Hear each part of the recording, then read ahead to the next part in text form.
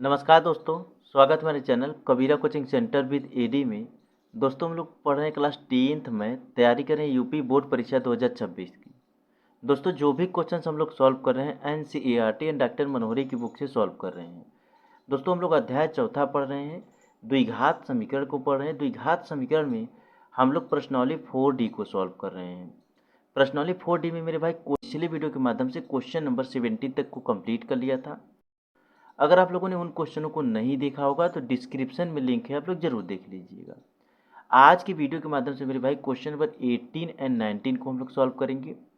हम लोग लघु उत्तरीय प्रश्न को सॉल्व कर रहे हैं प्रश्नावली 4D में, और हम लोग निम्नलिखित के विविधकर ज्ञात कर रहे हैं, यानी डी बराबर क्या होगा उसकी वैल्यू ज्ञात करें। विविधकर डी बराबर क्या आंसर आएगा उसकी वैल्यू हम लोग ज्ञात कर रहे हैं, यानी डी की वैल्यू हम लोग ज्ञात कर रहे हैं। दोस्तों question number 18 and 19 important question होने वाले हैं, क्योंकि आपके बोर्ड एग्जाम में इससे रिलेटेड क्वेश्चन जरूर देखने को मिलता है। विविधकर डी बराबर यानी डी की वैल्यू ज्ञात करने के लिए जरूर देता है क्वेश्चन। तो चलिए हम लोग प्रश्नावली 4D का क्वेश्चन नंबर 18 एंड 19 को सॉल्व करते हैं मेरे भाई। तो क्वेश्चन नंबर 18 क्या दिया हुआ है, आपके स्क्रीन पर दिख रहा होगा क्वेश्चन नंबर 18।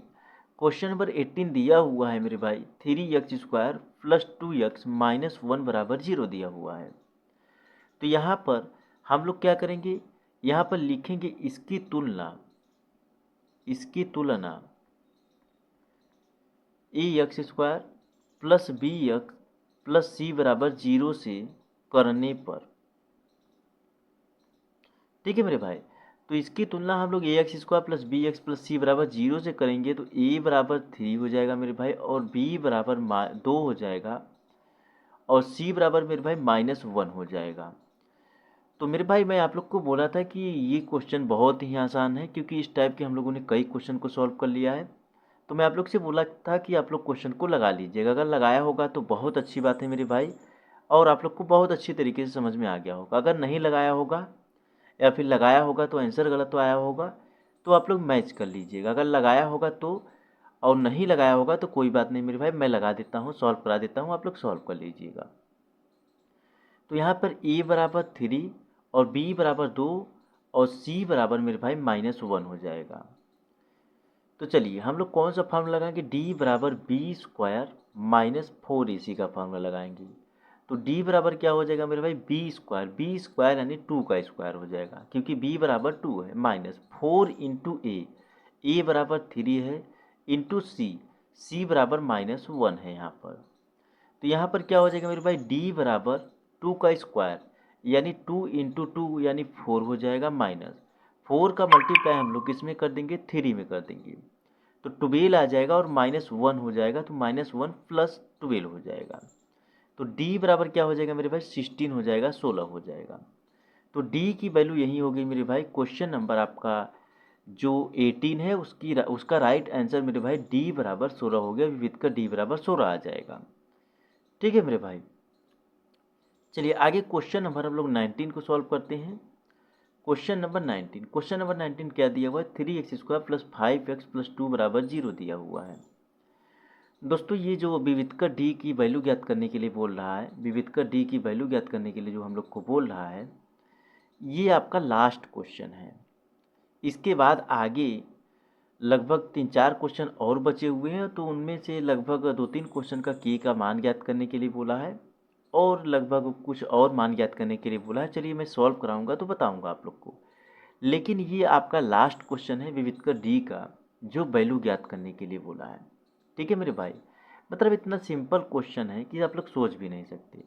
सिर्फ और सिर्फ a बराबर b बराबर और c बराबर रखना है।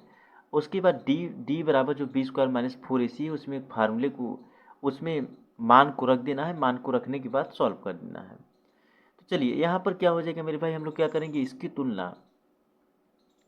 तुलना किससे करेंगे, ax² plus bx plus c बराबर 0 से करने पर।